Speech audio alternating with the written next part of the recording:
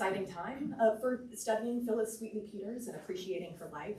As the programming here I think suggests, the conversation will be ongoing into February. It's exciting at this moment because there's been a host of new creative and scholarly works that have greatly enhanced and expanded our understanding of her life. And I think principal among these is Honoré Jeffers' The Age of Phillis, which I've brought with me here today, which if you haven't read this book, I would strongly recommend it. It's a work of archival genius. Honoré Jeffers, who's a contemporary poet, scoured archives at the American Antiquarian Society, Massachusetts Historical Society, to really study the records that exist related to Phillis Wheatley Peters' life, and to write new poems that really revive that texture of her lived experience. So The Age of Phillis, a book of poetry deeply informed by archival research, asks us to take more seriously Phillis Wheatley's childhood in West Africa, her life with her white American enslavers, her friendship with Ober Tanner, and her marriage with the enigmatic John Peters. Jeffers' book encourages us to restore Peters to Phillis Wheatley's name. First, because it was the name that she adopted for herself after her marriage, which this signature suggests. This was her sign-off in a long letter to her friend, Ober Tanner, who was a woman like Phillis Wheatley Peters, who was born in Africa, endured the Middle Passage, was enslaved here in New England. They were lifelong correspondents, and there exist a host of letters from Phillis Peters to Ober Tanner. And we can see here she signed off, "Dear Ober, your dear friend and sister, Phillis Peters," so using that married name. So Jeffers encourages us to restore Peters because it's the name that Phillis Peters chose for herself for the last decade of her life. And she also reminds us of the troubling origins of Phillis Wheatley's naming. Phillis, her first name, because it was the name of the slave ship that brought her from Africa to America, and Wheatley, the last name of her enslavers here in Boston. Peters is the name she chose according to customs of marriage and adopted for herself. And so I'll be referring to her as Phillis Wheatley Peters tonight. So what remains extraordinary about The Age of Phillis, so this contemporary work, which if you need a Christmas gift for anybody, 10 out of 10 would recommend it for poetry lovers, history lovers, a phenomenal book. And I think what's extraordinary about it is Jeffers' ability to expand our imaginations surrounding the poet that we thought we already knew. She has a statue in Boston. We've been reading her poetry for hundreds of years. But Jeffers' book has made important interventions. Among other things, she reminds us that there are things that Phillis Wheatley Peters could not say in her poetry. So I think some of my favorite poems in this collection actually take lines that were written by Phillis Wheatley Peters herself and then include these bracketed parentheticals of the things that she must have wanted to say but could not write and be published in this print culture. So Jeffers reminds us of all of the things that Wheatley Peters could not say in her own time. So it's an important work of poetry, an important work of scholarship, and it's one that has widely been read by historians and literary scholars since its publication in 2020, who are learning new things all the time, just based on this kind of expanded vision of who Phillis Wheatley Peters was. And I think specifically a lot of this new understanding is situated around Phillis Wheatley Peters' relationship with her husband, John Peters. So this work of poetry actually led to one of the most extraordinary finds related to Wheatley's studies. Historian Cornelia Dayton, who works at UConn in the history department, recently recovered a host of 120 legal documents that are connected to John Peters, Phillis Wheatley Peters' husband's life, which illuminates the circumstances of a 3-year period of their lives that we knew nothing about this period before. So between 1780 and 1783, there was a period of time where they moved away from Boston. People didn't quite know where they went. And the narrative had gone in biographies up to this point that period was marked by hardship and just kind of tracked a descent from her once celebrity into poverty and ultimately her death through kind of hard living conditions in 1784. So people just kind of read it as a period of likely descent where they were kind of looking, kind of living a more indigent life. But we couldn't have been more wrong. Historians, literary scholars could not have been more wrong. So this period between 1780 and 1783, Phillis and John moved to Middleton, Massachusetts, where they lived as landed gentry. John had actually been enslaved in this same home during his childhood, and after his enslaver passed away, the wife was left with an adult daughter and no one to run the farm. And so even though John Peters had run away, had escaped and kind of facilitated, self-liberated years before, they called him back to run the farm. And he brought with him his wife, Phillis Wheatley Peters. During this 3-year period, they had at least one child, maybe two. There's documentation that suggests that she gave birth during this period. The children did not survive, and the years were really difficult. You can learn a great detail about this story from Cornelia Dayton. There's an article called Lost Years Recovered that revives what we know about these lives from these 120 legal documents. So I'm not going to go too far into that today. It's an extraordinary story, and I would recommend, there's also online lectures of Professor Dayton sharing that research, and they're truly extraordinary. So I would recommend, if this is of interest to you, then kind of follow the rabbit trail, because it's really, really worth it. Just by reading this book of poetry, learning John Peters' name, and kind of being attuned to someone who mattered to literary history is what led to this discovery. Those records had been in the archives since they'd been written. It wasn't a problem of the archive. It was a failure of our imagination to really think about their lives kind of beyond these kind of conventional narratives.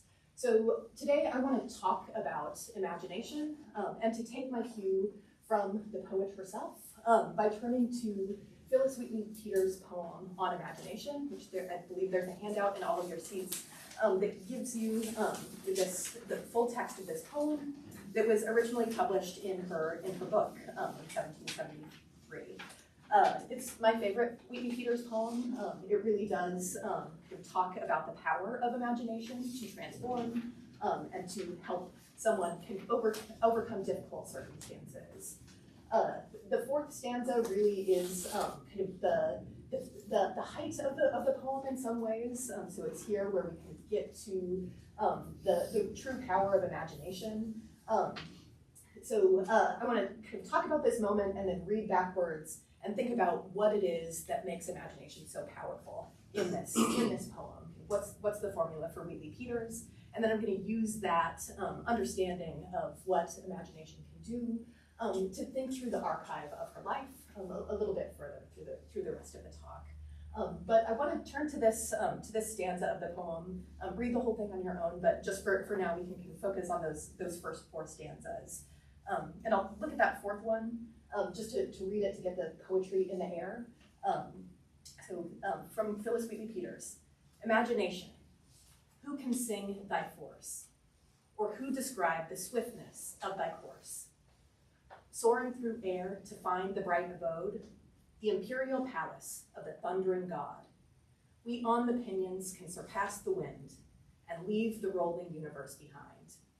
From star to star, the mental optics rove, measure the skies and range the realms above.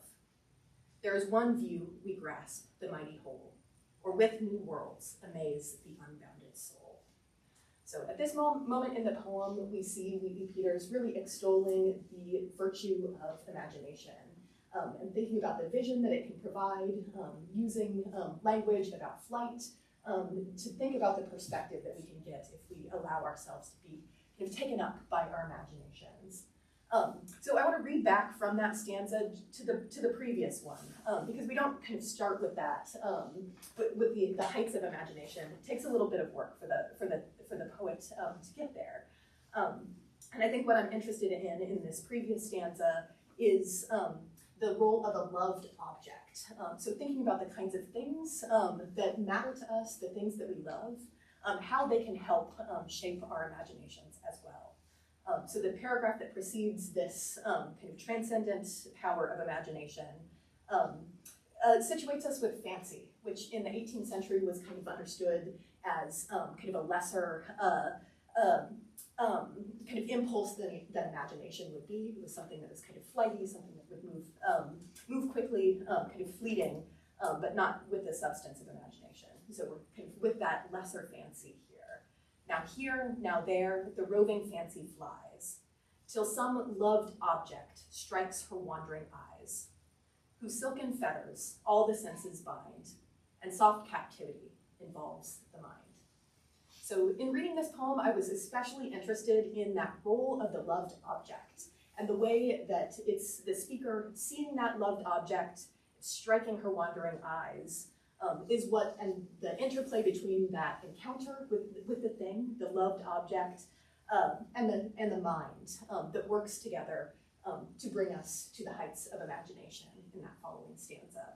So I was really interested in this interplay between loved objects, material culture, archaeological artifacts, and the imagination, and use that for a basis of an article that I wrote for a special issue of Early American Literature, published in 2022, that is Futures of Phillis Wheatley Peters Studies. So it's a collection of scholarly works by literary scholars, historians, people in Boston, who really are thinking about how do we honor, how do we do justice to this poet who's given us so much through her words. So it's something that I wrote in preparation for that, and I am going to, I'm going to share the rest of what's here. I'm going to share from that article. So.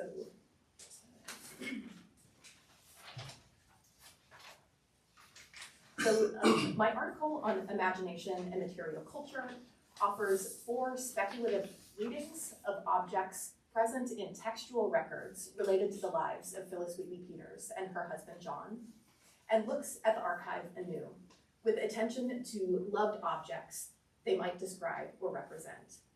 So I begin actually here with the frontispiece that was published in Phillis Wheatley Peters' book of poems, and start with an observation that actually came from Jeffers' book about a curious possible nose ring here that might be visible in this illustration portrait of Phillis Wheatley Peters.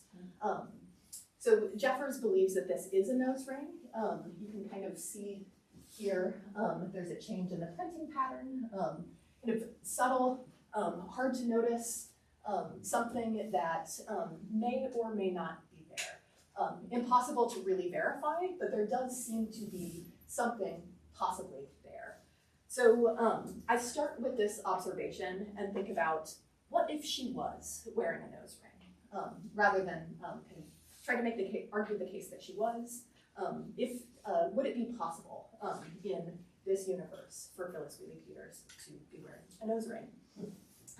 So that led me to study West African jewelry culture, and took me to learn about this artifact called the dibe, which is a hoop ring that was prominent in Fulani culture in West Africa, which is likely the region where Phillis Wheatley Peters was born, where her parents lived. And so this object was very common in West Africa, and the article kind of studies at length the places where they appear in textual records. These artifacts likewise made their ways to jewelry shops in New England, in Boston and Salem. They were typically called different things. They typically weren't called dibe, but they were jewelry that were worn in one culture, but then passed through these 18th century Atlantic networks in very far-ranging ways. So actually the Pirate Museum up in Salem has a lot of these. They kind of show up in 18th century places. So the article kind of explores kind of the cultural footprint of dibe in the 18th century, which also led me to think about their presence in African diasporic cultures, and I was surprised and delighted to learn that hoop jewelry were frequently worn by Black sailors in the 18th century. So Jeffrey Bolster's study of African American seamen in the 18th century, blackjacks, really does highlight this fashion trend among Black men wearing hoop earrings in their ears, so not as a nose ring. But these two portraits can show that happening here. So the first is of Absalom Boston, who, if you don't know about this person, you should. He was a whale ship captain in Nantucket, enormously successful. Moby Dick looks like a joke compared to his whaling career. He was so successful that he was able to build a church, start a school in Nantucket for Black children. So his life is absolutely extraordinary, and we have this portrait of him wearing hoop earrings in his ears. And likewise, this portrait of Thomas Williams, who's someone whose life is largely undocumented. I haven't really been able to find anything else about who he was.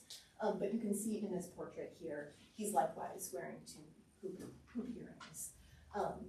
So the article likewise explores the kinds of sailors that Phillis Wheatley Peters would have been in contact with through her life in Boston, through the networks and the known relationships that we have that would have put her in conversation with other people who would have been wearing hoop jewelry in some way in the Boston area at this time. So the next part of the article jumps away from Phillis Wheatley Peters herself and to the home of John Peters. I do so through one particular archival document that tells us a lot about his home.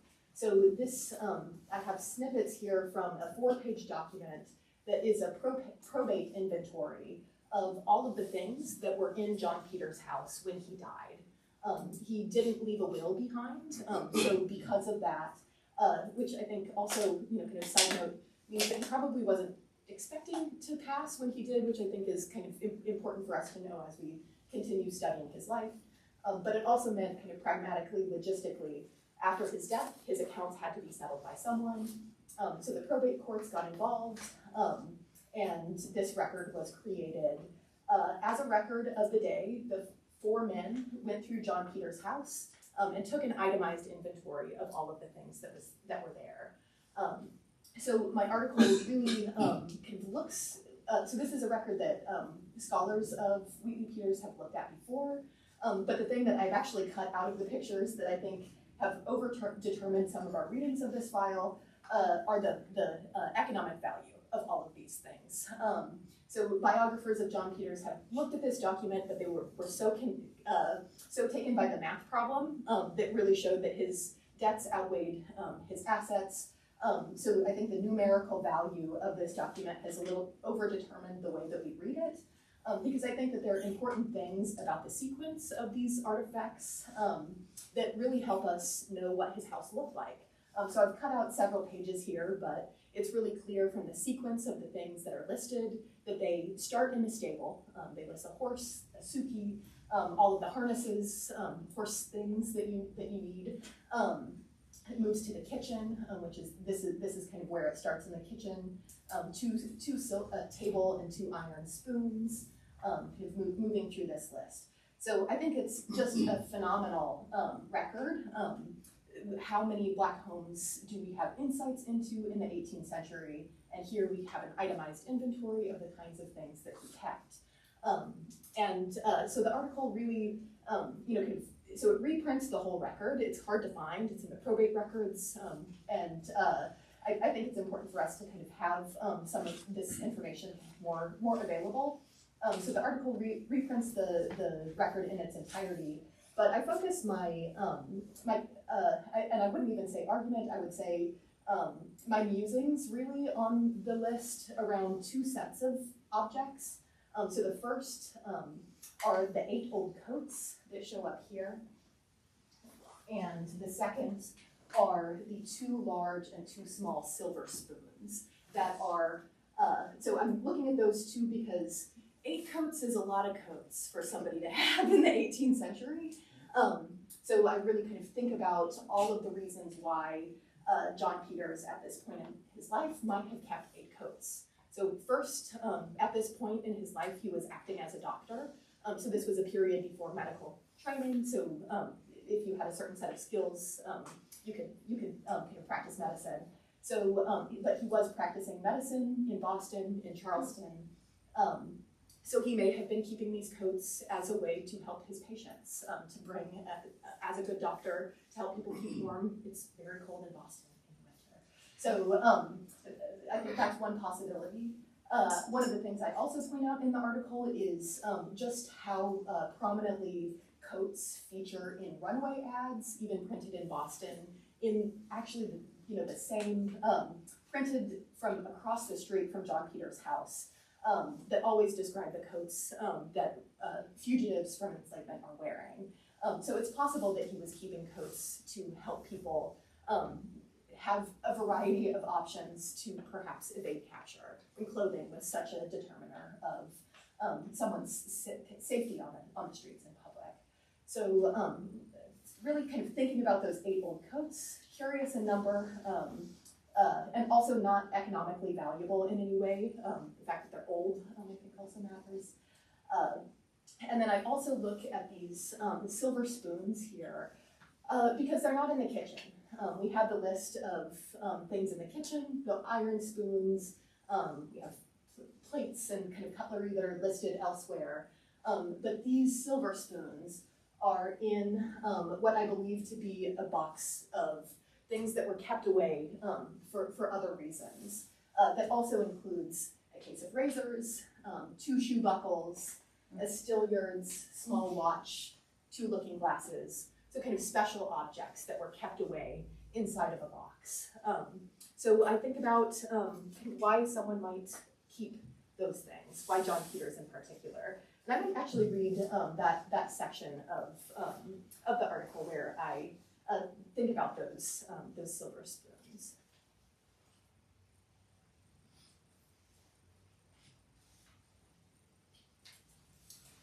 All right, so why else would he keep 2 large and 2 small silver spoons tucked away in the small trunk with his best accessories? The appraisers had already sorted through his kitchen, itemizing 1 case of knives and forks, along with 2 table and 2 iron spoons, and a host of other kitchen and table items on the previous page. These 4 silver spoons, these John Peters set apart. He did not use them for his morning coffee or tea. He did not use them at mealtime. Given that they were made of silver, he might have kept a hold of them for their monetary value, although the appraisers say they were worth a total of $4, which is actually the exact same valuation as the 8 old coats. $4 would not go far to erase his impossible debt, and as a good doctor in the community, he always had access to food and drink. So I go on to consider, it is possible that John Peters kept these spoons as a material reminder of his married life with Phillis. Perhaps they were kept out of use and out of sight because he still carried his grief with him, even 16 years later. Did John and Phillis set the table in their humble homes with this finery? 2 silver spoons each, 1 for soup and the other for dessert. Did they enjoy high tea together, an experience she shared with him from her travels in London? Perhaps she purchased these spoons with proceeds from her book to mark the occasion of their marriage. Or another possible scene. Did John and Phillis use the large spoons while their children grasped at the little ones? Perhaps he took them out from time to time and arranged them on the pine table, running his fingers and even his lips over the cool metal, searching for warmth in the memories they held. These 4 silver spoons kept safe and out of sight might speak to John Peters' relationships with others, as did the 8 old coats. As objects kept away, they seem to be keepsakes that retain memories of something or someone who otherwise lived only in memory. So as the kind of prose of that suggests, just opening up a lot of interpretive possibilities without necessarily kind of pinning things down to a single story, because I think that material culture objects mean all kinds of things to people. And I think what I wanted to do in writing this is to get people to ask questions about use, to get questions about what the archive can teach us, even though it can provide such limited information at the same time. The article then closes, so it starts with the nose ring, looks at the 8 old coats and the silver spoons, and then it closes with some thoughts around a park in Boston called Valley Acre, which is right here, right in the middle of the map, which is the site right across the street from Phillis Wheatley Peters' funeral. And it's a site that also was very close to the house that she shared with John Peters, 2 blocks away from the place where she was enslaved with the Wheatley family, around the corner from the publisher that failed to publish the second edition of her books, but it was the closest green space to many places where we know that she lived. And so I really do think about what that park might have meant to her. And then I draw some connections because I think the one thing that I could tell from Valley Acre is that there was just a huge hill there, and that was, people would walk up and down the hill. I don't know. The hill was kind of the distinctive feature of that space, and you can kind of see it marked thusly on the map. And then the other thing that we know about her life in Middleton, so that 3-year period that we're kind of just now getting to understand, is that she also lived at the foot of a hill in Middleton, Massachusetts. And so this is a photo I took from the area. I think I was so my imagination was so struck by her life there. I think I wanted to see what might have been, what might still be there. Are there any really huge trees that she might have walked under? So I wanted to visit Middleton, the place where we know she lived. And I think when I visited in person, I was just really struck by the circumstances of the hill and how that must have shaped her experience, and then draw connections to that hill that we can speculate may have been important to her in Boston during her time in the city. So the article really does look at these artifacts, these places, these objects that we can learn about from textual records. So none of these things really exist as an object anymore, and really does ask a lot of questions about these materials, poses some possibilities, and really does. I really do try to do a lot of research into what was possible and probable in Boston in the 18th century. So kind of thinking about the way that the local environment would have, what we can still learn from the local environment about these artifacts that aren't here anymore. So I'm going to close out by just reading the conclusion of the article, and then I'll pass things along to Paul. But just thinking about these objects, the nose ring, coats, spoons, and a park, do not cohere to tell a single story about the lives of Phillis Wheatley Peters and her husband John. As objects, they are irreducible. They convey ineffable things that exceed the limits of language. Instead, they offer bits and pieces of information that can be drawn out and contextualized into interpretations with more substance. As objects that only exist on the page, moreover, the details of their use as well as their social functions require the assistance of imagination, informed by contextual research. In this way, we can learn from what is more apparent in the frontispiece portrait of Phillis Wheatley Peters than the nose ring. And I'll even flip back. To, like the good poet, look up from the page with pen in hand and imagine. And I wrote this article really to help students understand and imagine early American Black lives as full, vibrant, and complicated in ways that exceed and interact with the texts we read. I think that consideration of material culture is a really productive site for doing this, and I hope that literary scholars can turn to the archive, think through texts as well as artifacts for understanding the world of the past. Thank you.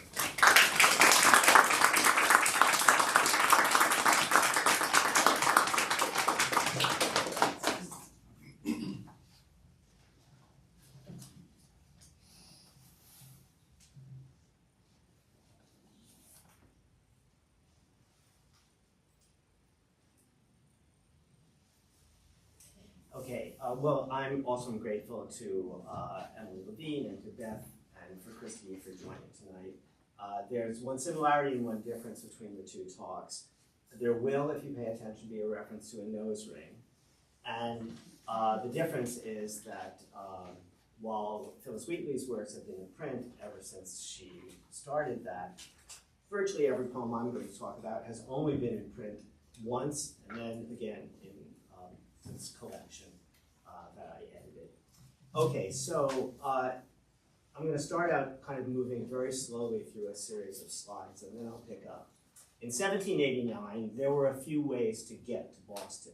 You could arrive by ship or ferry. You could traverse the 3-year-old bridge that ran from Charlestown to the north end. Or you could walk or ride over Boston Neck, the thin strip of land that linked the island-like city to the mainland of Massachusetts. Imagine that you have come this way, perhaps on horseback from the rural community of Roxbury, and that you are now trotting along the recently renamed Washington Street, past farms and fields towards the spires of the Old South Meeting House and the Old North Church. Approaching the center of town, you smell sea salt from the harbor, cow dung from the common. The farther you go on the streets of Old Boston, the more entranced you are by the sights and sounds of everyday life. Mechanics at work, clerks opening shops, men rushing on business, women shaking out mats and chasing chickens, women hurrying to school, carts and carriages bustling everywhere. Disparaging poetry written in the American colonies and then in the early national period is a venerable tradition that can be traced back at least as far as Benjamin Franklin's Seventh Silence Good Dude essay. In it, Franklin seems to praise a poem entitled, quote, "An Elegy Upon the Much Lamented Death of Mrs. Mehetable Kittle," end quote. Described as extraordinary and moving, it turns out that when quoted, it's extraordinarily risible. "Come, let us mourn, for we have lost a wife, a daughter, and a sister, who has lately taken flight, and greatly we have missed her." The first historians of American magazine, Frank Luther Mott, emphasized the preference among late 18th and early 19th century American readers for imported work by British writers, and concluded that, quote, "In verse, the period was deficient so far as America is concerned." Mott's view has been echoed implicitly or implicitly assumed even by more recent critics who see the cultural significance of the first periodicals published in the United States. For example, Neil L. Edgar regarded the search for American poetry in this period as unrewarding. And Edward E. Chillins observed dismissively that the bulk of this poetry is sentimental and didactic. Jared Gardner, whose study of the rise and fall of the early American magazine culture describes and celebrates the genre-crossing combinations of fiction and nonfiction in these periodicals, but he pays little attention to poems that regularly appeared alongside and within the prose, thus intensifying the hybrid effect. And it's worth noting that the Library of America's volume of American poetry of the 17th and 18th century contains only 9 anonymously published poems, a tiny fraction of the poems published this way. While they take the form of general put-downs, these criticisms appear to be based on two concerns, one national, the other aesthetic. To paraphrase Groucho Marx's joke about two women discussing food at a resort hotel, early national poetry is lousy and there's not enough of it. All but the most recent of these critics labored at a great disadvantage. The sheer quality of verse published in the United States in the early national period, which can now be accessed online, made it difficult to find and search within volumes scattered in remote archives. As a result, their conclusions were based on limited samples. They were also driven by a mid-20th century focus on formal variety and known authorship. The turn to historicism in recent decades has provided a more inclusive sense of literary value just in time to support efforts to study the rapidly expanding body of American writing that has been coming online. Now that online databases enable searches by genre, date range, keywords, place of publication, and now that prior publication can be more readily, if still imperfectly, investigated, Finding native and local work has become easier, though still laborious given the wealth of materials waiting to be found. The findings of one such effort, the Boston Poems Project, which led to the creation of the Citizen Poets of Boston anthology, suggested that a new assessment of early national poetry was in order.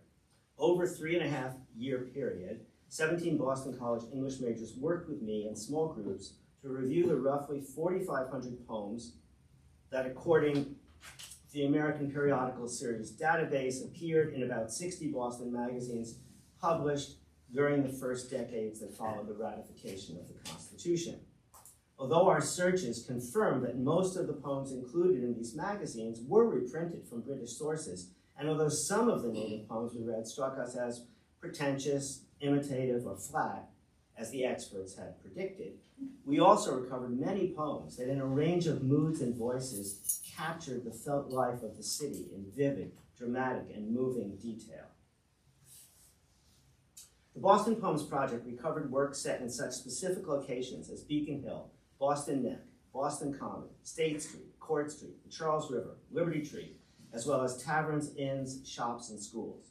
We found poems written in the voices of young men who had moved to Boston from the country, poems that captured changing relations based on gender, family position, and work, poems about such then current events as the ratification of the Constitution, the treatment of Marie Antoinette, the plight of Native Americans, and the end of the Napoleonic Wars. Poems that allowed us to eavesdrop on diners swapping stories in a late 18th century tavern, overhear a conversation between clerks and customers in a sewing shop, join a crowd of people rushing to see a fire, sit down at Thanksgiving feast 59 years before it became an official American holiday, watch Harvard students wait for the results of their examinations, try to solve a riddle that had gone unsolved for 217 years. Boy, was that fun. Share a parent's concern about what life will bring a sleeping daughter, meet a young woman determined not to be dominated by a future husband, and enjoy arch comments about husbands, wives, sons, daughters, doctors, lawyers, politicians, ministers, and poets. Some of the most intriguing works set classical motifs in Bostonian settings. For instance, Anacreon Imitated, which ran in the Anthology and Boston Review, September 1810, begins, quote, "In that snug mansion where I dwell, at Whitcomb's or Exchange Hotel," and goes on to recast Greek philosophy in middle-class American vernacular. "While yet I live, bestow if aught you wish to give, employment good and handsome pay with which to pass my time away. Children enrich with education, fit them for a decent station. Thus while I've lived, while I've life, and when without it, bury and make no fuss about it." As they carried us back to old Boston, we started to think of the poems we were reading as buckboard time machines. A few examples illustrate the kind of time travel these poems provide. A True Story, which ran in the February 19th, 1820 issue of the Ladies' Portfolio, may well be the first literary treatment of 3 enduring Bostonian themes: baked beans, traffic jams, and bad drivers. It chanced one day, as people say, I think in Charlestown Square, a stage did wait to take some freight, which often happens there. A man did strive between to drive, the stageman and the road, but stagecoach stood like pile of wood, still waiting for its load. Now Beverly, the man could see, all painted on the stage. "You lazy sock, move that bean pot," he bellows in a rage. The stageman in turn replies with scorn, "Teamster, I'd let you work your forward way, but I must stay till I take on the pork." A poem about Boston hogs from the April 16th, 1819 issue of the New England Galaxy and Masonic magazine serves up an early rasher of the New York-Boston rivalry, Boston hogs. Much has been said of Yankee pork, and much of hogs in famed New York, where they, the passengers, will greet in their rough way in every street. But Boston folks have better notions. Restrain the swinish herd's commotions. Keep them confined and feed them well, then kill them off to eat or sell. Thus New York swine are lank and lean, Bostonians sleek and fat and clean, and those just killed by Patterson exceed New Yorkers 3-1. You don't get more interactive or local than this snarky poem that was written in response to a news story. That said, Because Boston was already a center of global commerce, a seemingly local poem like, this is a long title, brace yourself, lines written by an old planter in the country to his daughter, who, having gone in her plain country dress to reside in the city, returned after some months tricked off in all the gaudy attire of the gay world. From the Columbian Phoenix and Boston Review, March 1800. Well, that poem references an impressively international set of imported fashions, including Moroccan caps, East Indian shawls, French quilts, and saguaro hats. That's from the Cook Islands in the South Pacific. Indeed, the local taste of the poems we found often includes a regional, national, or global flavor, as in a poem called Asians, a rant about federalism that appeared in the October 1796 issue of the Massachusetts Magazine, and a poem that begins, "In Boston once did A with B contend," from the June 10th, 1810 issue of the Universalist Magazine, in which the Treaty of Ghent serves as a key example in a very Bostonian religious argument. Making our way through dozens of poems a week, we learn to listen for the compelling voices and to appreciate the writer's delight in crafting dramatic monologues. In the excitement of a new resident, the grief of a mourning grandmother, the cynicism of a spurned lover, the concerns of an ill, still unmarried woman, the rancor of political advocates, and the cunning of rebus makers, we heard old Boston singing. Of course, we knew that the voices of the speakers were not necessarily the voices of their creators, but we were nonetheless drawn into the characters' stories and situations. A few examples will suggest why. For the young anonymous author of The Stagecoach, 1796, Boston looms as an urban alternative to his old life in the country. Having started his trip in the middle of the night, he introduces us to passengers at daybreak.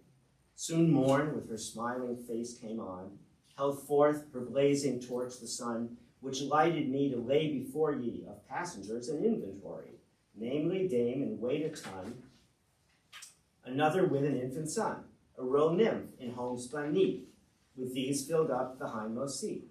As maiden, prim and short, a beau-quack doctor, just the sort, a jovial priest with lungs of stentor, and Mr. I filled up the center. During the long overnight journey to the city, passengers stop at a tavern where, and I just imagine a kind of golden age Dutch tavern scene as I read kind of the detail here. Behold us round the festive board, with tough beefsteak and butter stored. See ruddy Ruth bring in her toast, seat cider pitcher brought by host, while hostess rounds with coffee serves, too weak by far to hurt the nerves, while many a merry jest goes round and bursting laughter shakes the ground. Depressed on arrival in the big city, population 22,000, he is shocked to find a place where smoke, toil, and care are accompanied by the horrid din of coaches, handcarts, and chases. Happily, after a hard night, like many young people who would move into the cities in the 19th century, he soon cheers up and resolves to begin life anew. When morn arose, with smiles so pretty, I mingled with the bustling city. Resolved, whatever be my fate, let the world love or let it hate, let me a bachelor or married, or in a coach or cart be carried, or rich or poor, or grave or mellow, to live and die a clever fellow. Other characters we enjoyed meeting include the young woman in The Man to My Mind, the Emerald, June 6, 1807, who was in no rush to wed. They tell me it's quite the fashion to marry, and wonder I'm single, I'm not in a hurry. I never will wed until I can find, in every respect, the man to my mind. Believe me, of others, I've had not a few, from the witty, rich, handsome, and affable too. But even with all these attractions combined, it appears I've not found the man to my mind. Rejecting misers, profligates, fribbles, and fops, she says, answer me this, with a friendship that's kind, is it right I should wed but the man to my mind? In lines written by an old planter mentioned above, a father speaks directly, disapprovingly, and hilariously to his daughter. You, Phoebe, do not count the cost of time misspent and labor lost. You may indulge your modest tricks, but I'm no fool at 56.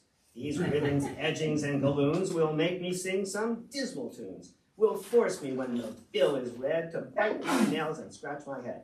If Phoebe does not for me feel and turn again the spinning wheel. Earlier on, the planter spans the century with a prophetic comparison. Put on again your homespun gear, and drop those pound weights from your ear, as well might vanities like those be seen suspended from your nose. It seems like a fanciful thing there. Maybe not. As readers, we felt time shifting when the Father's 1800 reductio ad absurdum evoked the piercing craze of recent years.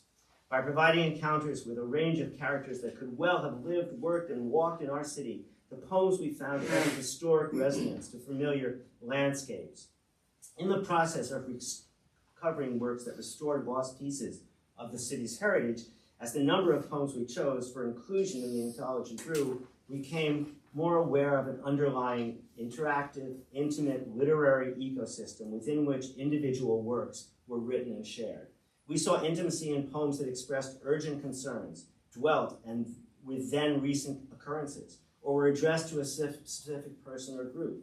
We were struck by the interactivity in the different ways editors, poets, readers addressed each other in headnotes and poem texts. Not infrequently, specific poems inspired other poems in response. For example, offended by a misogynist quatrain that the editors of the Boston Weekly magazine copied in 1803 from the London periodical, a reader poet submitted his own poetic defense of women called "There's No Law for Thee," which appeared in the next issue. Quote, Messrs. Gilbert and Dean, the anonymous poet, wrote in lines that the editors used as a headnote to the poem, "If you think that the enclosed lines are worth a place, please to publish them as a contrast to the epigraph on a scolding wife, which appeared in your Saturday's magazine."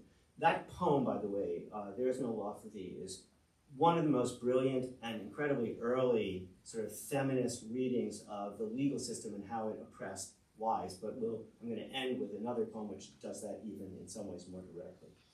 While the puzzle poems we found, rebusses, riddles, anagrams, acrostics, enigmas, were rarely memorable as poems, they were delightfully engaging. Originally crafted to invite solutions like modern crossword puzzles, they were based on the existence of shared store of facts and opinions required to guess answers. Understanding the answers as submitted by contemporaneous readers and printed in subsequent issues of the magazines now requires access to centuries-old information about philosophy, literature, science, history, politics, and culture broadly defined as these subjects were understood in the early national period. Another fetching characteristic of Boston citizen poets is the pleasure they took in their non-professional status. So these are people who were not being paid and who most often were not even identifying themselves in print. At times opinionated and at times amused or mournful, they exude a becoming modesty, a sense that they are writing not for the ages, but for and about friends, relatives, fellow citizens, as they drew inspiration not from the muses, but from the lives they were living. By the way, this is the way you might encounter a page from one of these magazines and how you dig out one work out of so many. Declaring that he will never attempt to reach the heights of famous British or classic poetry, the speaker in an epistle to the editor, Ladies' Portfolio, April 22nd, 1820, is happy to aim lower. Whether I shall be or not, a poet up to Walter Scott, or whether I've a right to hope to write like Byron, Swift, or Pope, admits no doubt. I'll tell you why, because forsooth I shall not try. But now and then in leisure time, for sport, I try my hand at rhyme. Let's see. The deflation could reach comic effects, as in the poet, which ran in the January 10th, 1807 issue of the Ladies' Afternoon Visitor. To prove that there's nothing all that special about poets, that they neither blow Dame Nature's flute, nor live in castles made of air, Zeuxis, pseudonym, traces the life of a typical poet from birth on. First, let's begin then at the cradle. Don't they suck pap from a ladle? Don't they crawl on hands and knees? If well, don't smile. If cold, don't sneeze. Their gums with teeth we rarely find. No innate fancies in their minds. At this point, I'm going to conclude with a poem from the section on men and women. I got to the slide a little early. That struck us not only as Bostonian and powerful as a poem, but also surprisingly both modern in its feminist view of marriage and profoundly rooted in the immediate aftermath of both the American and French revolutions. And I think, if I can, just for fun, Oh, no internet. I'm sorry, I'm not online here. I should have worked that out before. Okay, so I'll read the poem. I was going to go back to a student seminar where a student read the poem, delightfully. But instead I'll do this, and you have it on your sheet. And the reason I want to conclude this poem and welcome discussion of it is, first of all, it's a poem that I found very early in this work. Actually, before I started working on the book project, I was curating an exhibition also with students called Forgotten Chapters of Boston's Literary History. And one of the chapters, chapters were things like the poet buried on Boston Common, you know. But one of the chapters was Buried Treasures in Turkeys. And we spent time every week in the seminar working on the exhibit, reading old poems from these magazines, and then we would argue about ones, were they really good or were they just so bad that it was fun to have them there? And at some point we came across this poem, and I thought, oh my God, there's stuff there that is just kind of like changes your view of the time, and I think this is an example of that. So I'll read it, I'll take us through it, and then I'll stop there. Okay, lines written by a lady who was questioned respecting her inclination to marry. With a heart light as cork and a mind free as air, unshackled I'll live and I'll die, I declare. No ties shall perplex me, no fetters shall bind that innocent freedom that dwells in my mind. At liberty spring, such draughts I've imbibed, that I hate all the doctrines by wedlock prescribed. Its laws of obedience could never suit me. My spirit's too lofty, my thoughts are too free. Like a haughty republic, my heart with disdain views the edicts of Hymen and laughs at his chain, abhors his tyrannical systems and modes, his bastilles, his shackles, his maxims and codes, inquires why women consent to be tools and calmly conform to such rigorous rules, inquires in vain, for no reasons appear why matrons should live in subjection and fear, but round freedom's fair standard I've rallied and paid a vow of allegiance to die an old maid. Long live the republic of freedom and ease. May its subjects live happy and do as they please. So, yeah. So anyway, I think Christy and I both be happy to have questions and comments. I just say one more thing about this poem. It's like, you can see how much it is a response to the revolutionary moment, how much it's drawing on news from France, how much it's paying attention to things like Bastilles and around liberty's fair standard, the American Revolution, the French Revolution. It should have gone a very far way, and this is in the forefront of thinking about sort of women's place in society at the time. There are other writers who are also getting there, but this is a really delightful and triumphant version of the argument. So anyway, let's just open it up, and we could maybe start with questions we have for each other. I don't know. Sure. Do you want to sit or or stand? just, yeah, I don't know. We should both stand up here. Sure. Yeah. Anyway, so I was thinking, you know, Phillis Wheatley is so has become so much a subject of research and scholarship, and the extent to which it's based on the circumstances of her life, right? I mean, if ever a kind of thinking about a poet had to do with thinking about the disadvantages that she endured, the hardships, and yet her triumph over them. So, like, to you, in your mind, the balance between her value as a poet, independent of that, if you could do it, versus her importance as a historical figure, how do you sort that out? Oh yeah. Well, I think one of the wonderful things about reading Phillis Wheatley Peters' work is that she was an extraordinary poet, and she was interested in really far-ranging things.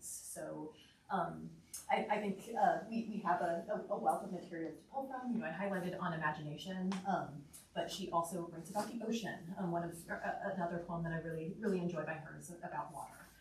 You know, and I think that there's a lot of texture there in her poetry, and really a lot of subtlety.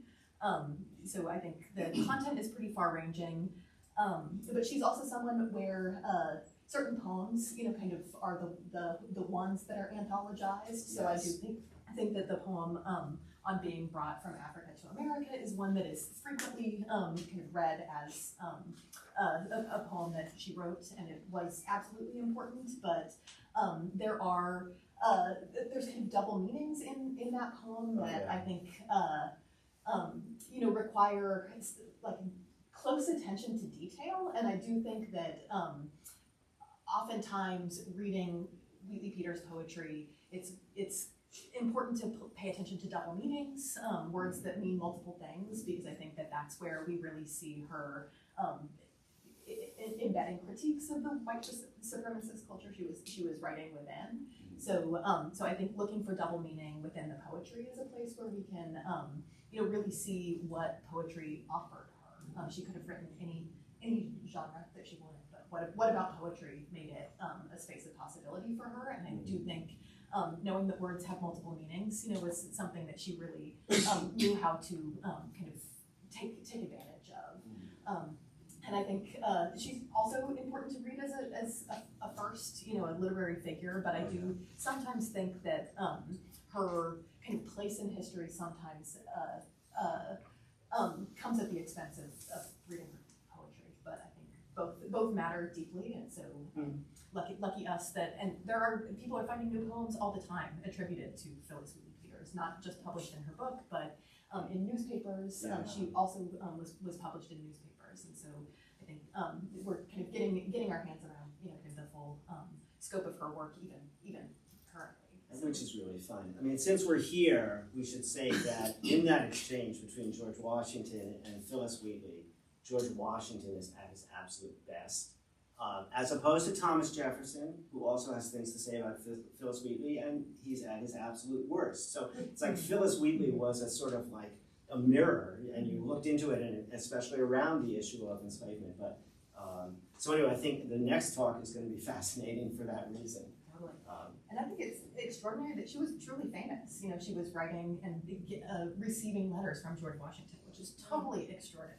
Well, she sent him a poem, but then she did get a letter back from him. Yes, he wrote her back, which is truly extraordinary. And I think likewise, Thomas Jefferson wrote a kind of scathing critique of her in his book, but she was important enough for him to address in her book. That's right. So I do think her celebrity was really profound. Yeah. So my question for you, kind of about newspaper culture in this era. I think that you showed kind of the power of reading through and kind of scouting out these individual texts that exist in this. I love the interactive ecosystem, that idea of kind of thinking about how newspapers work then. So I wonder if you could talk about the role of the editor and kind of what the role of these kind of magazine offices, kind of what was it like kind of on the editorial side of this, and where, what do we do with that piece? Well, I mean, I think it's a big question, but one thing the editors are trying to do is read through all the British magazines at the same time and steal whatever they can. So because you don't have to pay for that. And by the way, they were doing that on the other side of the Atlantic, and so there were a lot of copyright issues that had to do with that. But anyway, we were a British colony, even after the American Revolution, we shared that culture. We wanted to read the same novels and so on. But the interactive part, I think, is really interesting, because in a lot of these magazines, the poets will send, potential poet will send a poem off with a head note, with a note.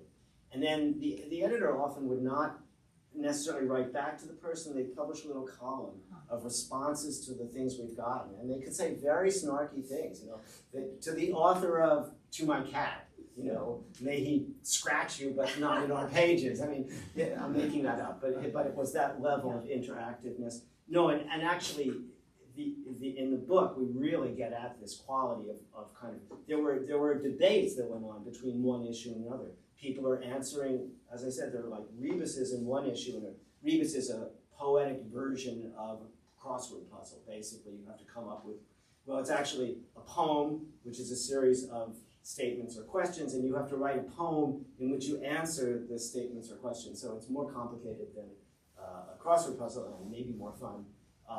But there again, so someone would submit a rebus, and someone else would write and answer it. And sometimes you suspect the same person is writing answering their own rebus. And sometimes these rebuses, the answers were, oh yes, and Nancy Halfworth, who is the most gorgeous woman on State Street, that's the solution to the rebus. It's just a way of, That's why I can't figure that out. Well, when you figure, there's some that never got solved because they appeared in the last issue of a magazine or newspaper, so nobody had a chance, or because they were just too hard. And we did go back and solve some of them. And sometimes what you learn is, does it make you feel like, yes, go you, because there are racist, there's at least one memorably racist rebus. But anyway, so, it's there. You find the culture, you can't make it over. Any thoughts or responses, questions? Yeah. So you're talking about the newspaper culture of Boston in the 1770s. Can you describe that in more detail, like the number of papers, how many people were reading, the frequency of the publications, etc.? Well, they weren't distracted by the internet, so many of them were actually. No, I put up that list quickly, perhaps, of the 59 magazines we looked at and how many poems there were in each of them. It's easy enough to organize those searches now with an online database. I think that at any given time, there would have been a few of these. Many of those publications were very short-lived. Could be weeks, if not months, right? Very few of them lasted years. But I think, yeah, it's clear that people were reading them, and not just, like the word citizen in the book title doesn't mean to suggest people had full franchise rights. I mean, Phillis Wheatley, who was not a citizen, had access to publishing, and so were many other people. David Hitchcock was a shoemaker poet in Boston. So, I think there was a lot of, the level of kind of poetry that does get through and gets into these magazines. One of the things I'll say about the magazines is that they're not really different necessarily from newspapers. Like the Massachusetts magazine, when I put up that page where the poem of the lines written by a lady were, had death notices, marriage notices, tide charts. That could be in a magazine, whereas in the newspapers, they could have had poems and stories. So that distinction, that professionalization by genre happens as we move into the 19th century. And as the writers themselves become more branded as a poet, or you think the next generation you get to people like Longfellow and Poe and eventually Whitman and Dickinson, and these are people who are cultivating a certain kind of image of themselves. You want to do this? Yeah, I have sort of the opposite question, which is like, how insular were these anonymous poets, if you can know the answer to that? Like, did everybody really know who that woman was who was so flippant about being an old maid? It's funny you should ask, because I've written an article in which I argue that I know who she was. And just to give that away, I think it was a woman named Judith Sargent Murray, who was a very active professional writer and feminist at that time. But proceeding from that, it's a small place. So yes, of course, people must have to some extent known it, not in every case, but sure. What do you think about that? And distribution is something that Christy has studied a lot, and obviously it's much more of a local phenomenon in the 1790s. As you move into the 19th century, it's a lot more distribution, so it becomes more of a national culture. Yeah, I mean, I am always struck by what a small place Boston was, at the time of the Revolution. So, I mean, geographically, even the shape of the city is much smaller than we appreciate today. So, and just seeing how few blocks, there's like 25 blocks or something like that in the city, in the 1780s map that I had there. So people must have known each other. There's so much intimacy in the city of that scale, but yeah. You said that Phillis Wheatley was discovered as a prodigy, but how did she get discovered as a child prodigy, especially when you had to first of all learn how to read and then turn into a poet? Yeah, great question. And it's one that we do have some accounts of her early life that come to us from her enslavers, so from the Wheatley family, who described her as being unusually bright. They kind of have used those terms, but then also describe her ease with which she picked up a pencil, and then was at one point kind of making notations on the wall. And they thought, this person, we must teach this person to read.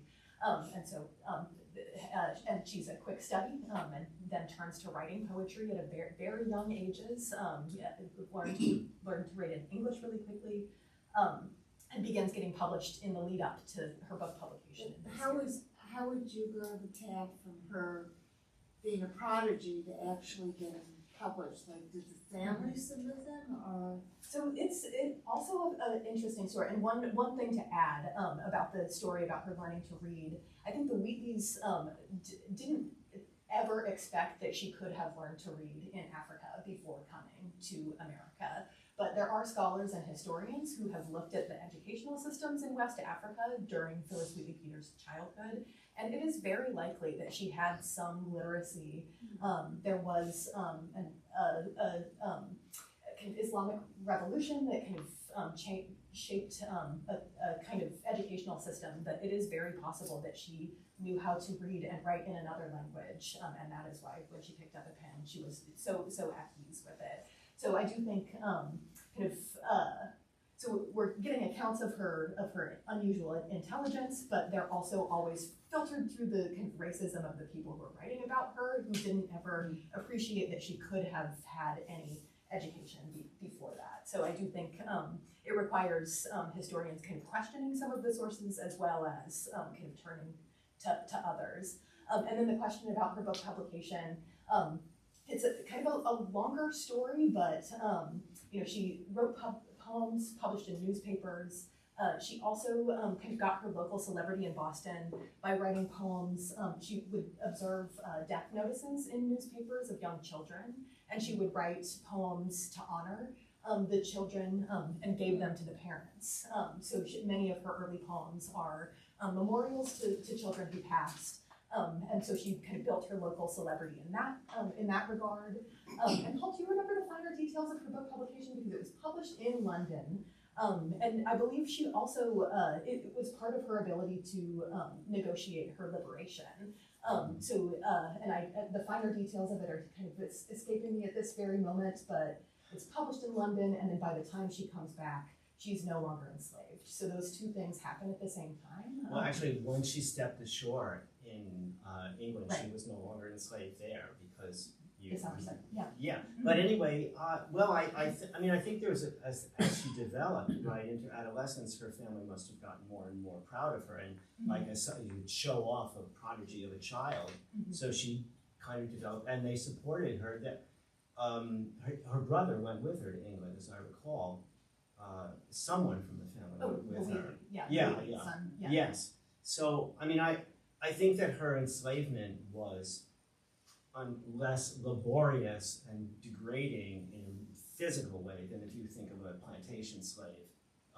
It was a different labor structure, Yes. a smaller scale, where she would have. But I do think it's worth reading Honoré Jeffers' account, kind of thinking about the difference, because she would have been enslaved alone in the house and not around anyone who really looked like her or shared her kind of first-hand experience. So kind of thinking about the psychological effects of that, I think are even if her kind of relationship to labor was a little bit different, we do know that she was always kind of in the Wheatley home as a servant, describing her keeping table while also kind of writing her poems. So it's a deeply complex story, one where slavery and intimacy coexist in ways that I think can still kind of complicate that story, because she clearly loved Susanna Wheatley. She clearly loved the Wheatley family, but not in an uncomplicated way. So.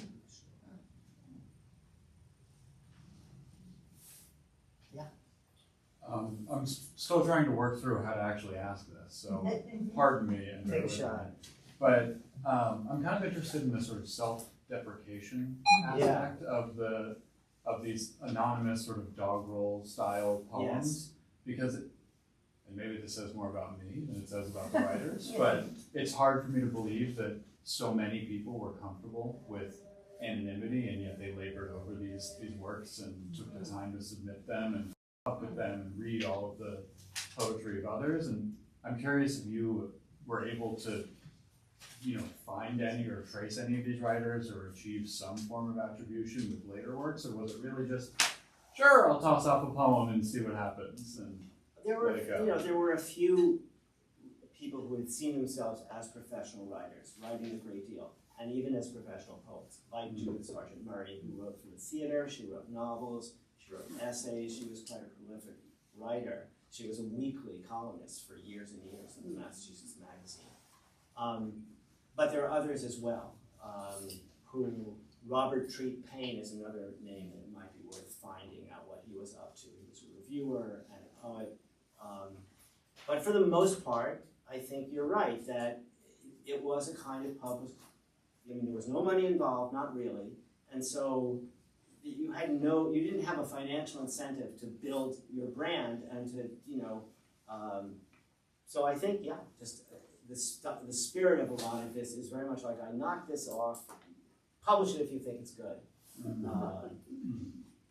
wonder, Paul, if you brought up Murray, and she published things under her own name as well. Yes. So are you noticing any particular reasons why she would turn to anonymity, or are there kind of reasons why some things she's printing with her own name and some things maybe she'd just kind of throw in this anonymous way?